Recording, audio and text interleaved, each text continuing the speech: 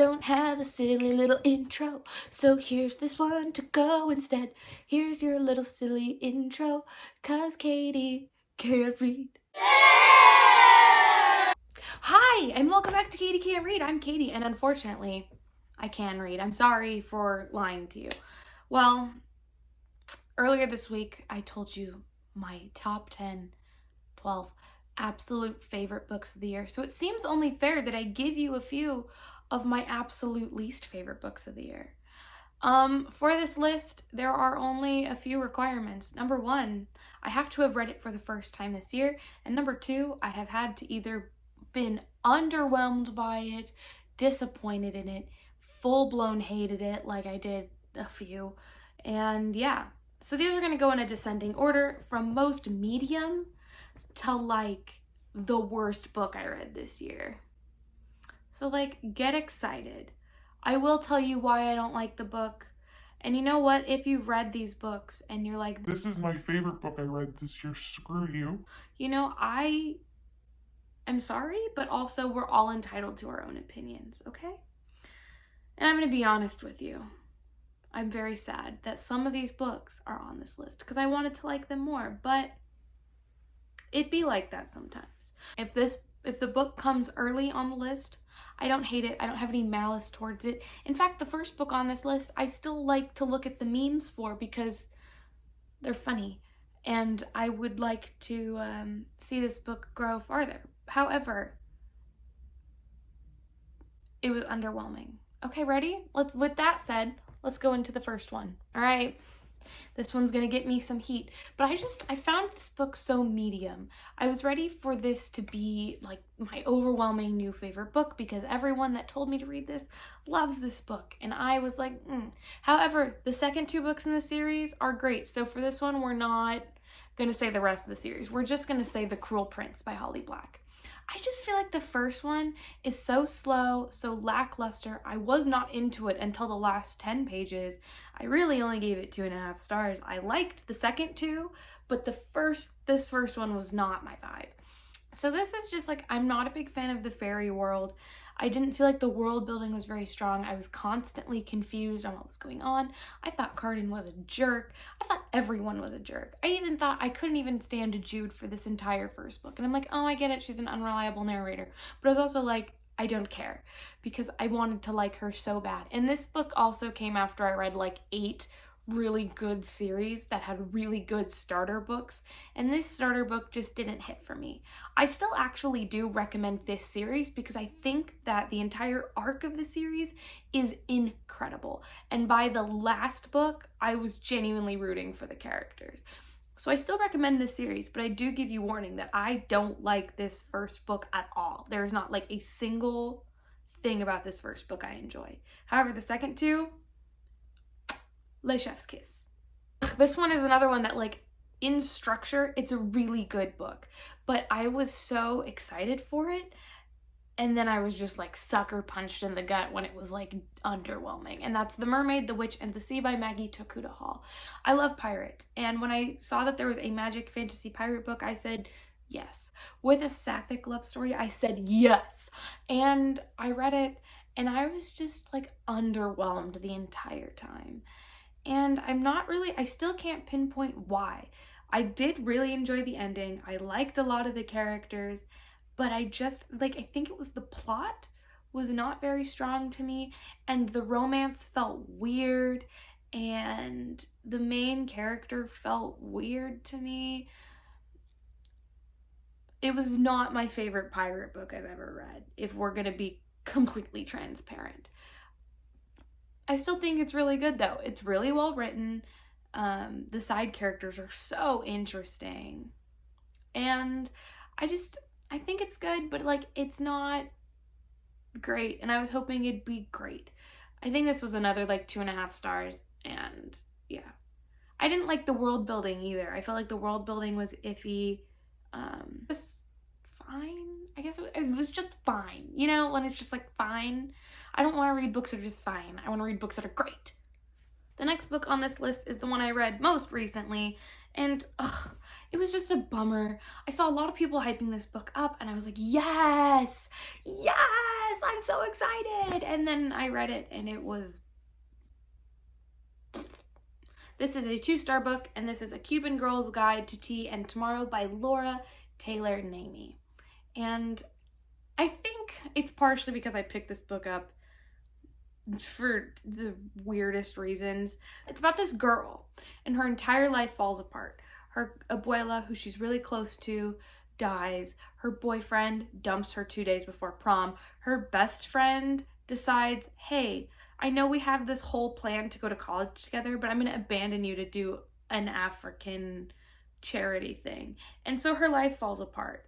She starts to go off the rails. Her parents go, you're going to England to live with my cousin, the mom's cousin, I don't know, with this family member. And she's like, I don't want to go to England. Selfish. And I picked this up because I was like, you know what? My life fell apart this year. And every day when something mildly inconvenient happens to me, I'm like, I guess I'm just gonna run away to Scotland. And so the fact that I picked this up was because I wish this for me. And unfortunately, it was not good. The romance sucked. Okay, if you... Maybe I just don't like the slow burn, but like, don't say that there is a romance and then only have them kiss like once and on page 250 out of 300. Like that, when you market it as like a romance, don't do that to me. And I didn't really care about her story. Did not care. There was a lot of things that like were plot related that didn't get wrapped up. And that was lame to me. And the side characters felt underdeveloped. Actually, I take that back. 2 of the side characters felt way more interesting than the main character. And I was like, why is Orion and Jules way more important than you? Because I would rather read 9 books about Jules and her music career than you and your baking. I just didn't enjoy it. It's a well-written book, don't get me wrong. However, not for me. Oh my god, this might be one of the biggest disappointments of the year for me. So as we all know, I'm obsessed with Red, White, and Royal Blue. So then everyone was like, oh my god, this book is like the same thing. Boyfriend Material by Alexis Hall. This book is not the same at all. This book was so boring. I did not care about Luke. I did not care about Oliver. I thought Oliver was pretentious. I thought Luke was annoying. And their romance was so weird, and like I get fake dating and I get like falling in love with the fake dating, like I love that. However, it just like there was no build up to their relationship. There was no exploration into it. And there was a lot of like things where people were like, this is so funny, and then like on the Goodreads reviews everyone was like, this is the funniest book I've ever read. But all of the jokes, 1, weren't funny, and 2, I felt like the entire time there was a side character that I felt like was clearly neurodivergent, and they were making fun of him the whole time. And I was like, why? Why are we doing this? I did not care for the romance. I did not care. I did not care about the side characters. They had no personalities. They barely had names. Every time I look at this book, I'm a little bit sad because I wanted it to be so much more than it was. And I don't think the stakes were high enough for Luke to need a fake dating relationship, okay? Like I didn't think they were high enough. Like if you're gonna do fake dating, you better have some good stakes. There were no stakes in this. This is an apology to Mare at Mare Reads for not liking these books. Anyway, so this is the beginning of the end. And these 4 books that I'm going to say next are the genuine worst books I read this year. They will be unhauled at the end of the year. I cannot stand to look at them. And I feel so bad. I still recommend them if you're like, this sounds like my vibe. Don't let me tell you to do anything. I am merely me. But the best of the worst was the American Royals duology. I'm gonna tell you, American Royals started strong. I was kind of here for it. It wasn't a great book, but I didn't hate it. Majesty sucked. So it averages into like a 2-star series overall. Majesty was terrible. And it's that thing of like, if you're gonna set something up in American Royals, don't destroy it in the second book. It felt like these were not the same. It was characters going through things, and it all happened so fast. Like, this whole series takes place for the span of like a year, no less, like 9 months, and each of them has 2 boyfriends in that span of time. Like, oh my god, we get it, you're famous, you're royalty, but like, that's a lot. And I just didn't enjoy it. I think it's because I wanted to throw Daphne under a bus. I've never hated a book character so much in my entire life. Just, nah. I really wanted to like these books, and I really didn't. And that was like really a bummer for me. But you know what I mean? It's just, the only reason these aren't like the worst books I read this year is partially because there was 2 worst books, but also because of the feminist themes that do reign throughout these books. And I think those are really important, and we should highlight that. Also, you're giving me a story about 4 women at the same time, and you're telling me all of them are straight? That's false advertising. I mean, there was nothing saying that this book had any sapphic vibes, but like, come on. Nina, Sam at least. God, ugh, ridiculous. Whatever. This book I picked up for similar reasons to why I picked up A Cuban Girl's Guide to Tomorrow. I was looking for a book for someone who's in college, who's going through a lot, who tries to restart her life by moving to the United Kingdom. And so that's why I grabbed Again But Better by Christine Riccio. And like, why? You know, like, I do give this one credit because if I ever wrote something, I would do the same thing she did and just insert myself into this story. However, it was obvious, and I didn't like the pop culture references. I hated the plot twist in the middle of the book. I thought it came out of nowhere. I thought it was underdeveloped. I thought the relationship was weird. I thought the main character was annoying. I was like, why are you so annoying? It felt like the author tried to put every ounce of her personality into this character, and it backfired. Gosh, I can't wait to get rid of it. The worst book I read this year. Oh my gosh, I don't see anyone talking about this, and that's okay because this book was bad, okay? It's called Super Adjacent. It's by Crystal Sesteri, and it was bad. So this book it sounded really promising to me. It is about the significant others of superheroes.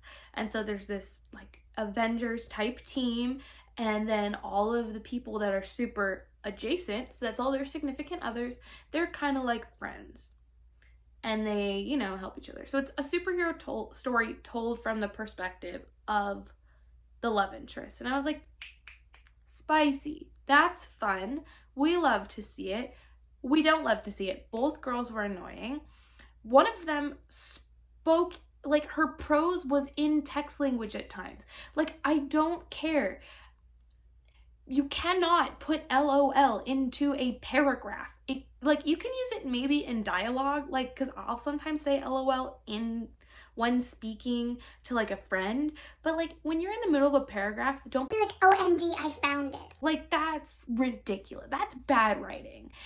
The story, boring, predictable. Figured out who the villain was right away. I figured all of it out right away. I did not care. The only good thing about this was that the main character liked girls, and there was a girl superhero that she was in love with. That was fun and fresh. However, and like, it wasn't even like, there was like no romance. There was more like internal drama between one couple than I cared about. Like, you can't, if you're gonna have a story that revolves around the internal drama between a couple, but then you never give us time to care about the couple before they start fighting, I don't care. You know what I mean? Like, it doesn't affect me. I genuinely, with this book, I just did not care about the characters. I finished it because I wanted to know if my predictions were right. They were. And I was just like, oh, why? This is just a book I really wanted to like too, because I like superheroes. I like a romance, but it was just all so bad. Sorry about the negativity in this video. Here, take good vibes. Take good vibes. Next week we'll be back to good vibes, but I felt like if I talked about the worst books of the year, people would enjoy it. And we like entertainment. So yeah, thank you for watching. Please like, subscribe, comment below what is the worst book you read this year and why. I was lucky though. I read more good books than bad. And please come to my live stream on Monday of next week where we are going to read How the Grinch Stole Christmas by Dr. Seuss. It's going to be a good time. If you came to the last one, thank you. If you've been streaming the last one for the last week, thank you. And yeah, I'm very excited about this week. The Grinch is my favorite Christmas story, and we're going to read it so hard. Okay, I will see you on Monday, and I'll see you in the next chapter.